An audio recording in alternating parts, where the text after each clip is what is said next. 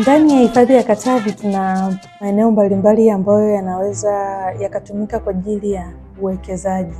Ambapo tunatambua ndani ya maeneo ya hifadhi huwa tuna maeneo tunayatenga maalum kwa ajili ya wadau kuweza kuwekeza chochote anachoona kinafaa, sasa huduma ya malazi, kwani ndio kitu ambacho kinayokuwa kinahitajika kwa watu wengi ambao wanapenda kutalii. Hivyo tunatoa maeneo, na ndani ya hifadhi tuna maeneo mengi ambayo yanaweza kutumika kwa ajili ya uwekezaji.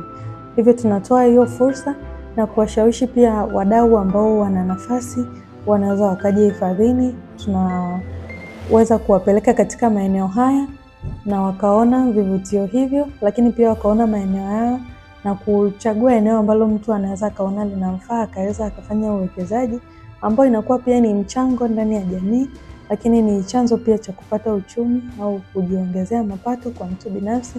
Lakini pia fursa hizo huwa zinatoa nafasi kwa watu wengine wa chini, kwa sababu unaweza ukapata dereva, ukapata mtu wa kusaidia kufanya usafi.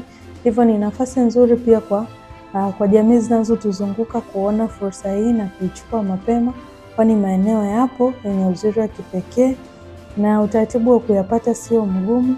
Kwa karibuni sana muweze kujionea vivutio hivi, lakini pia kipekee kuja kufanya uwekezaji ndani ya hifadhi, kwani kama tulivyosema, hifadhi yetu bado ni ya asili na ni ya kipekee na ina uzuri ambao bado haujaonekana kwa wengi. Hivyo unapokuja kutalii na kuona vivutio hivyo na kuwekeza, inakuwa ni jambo jema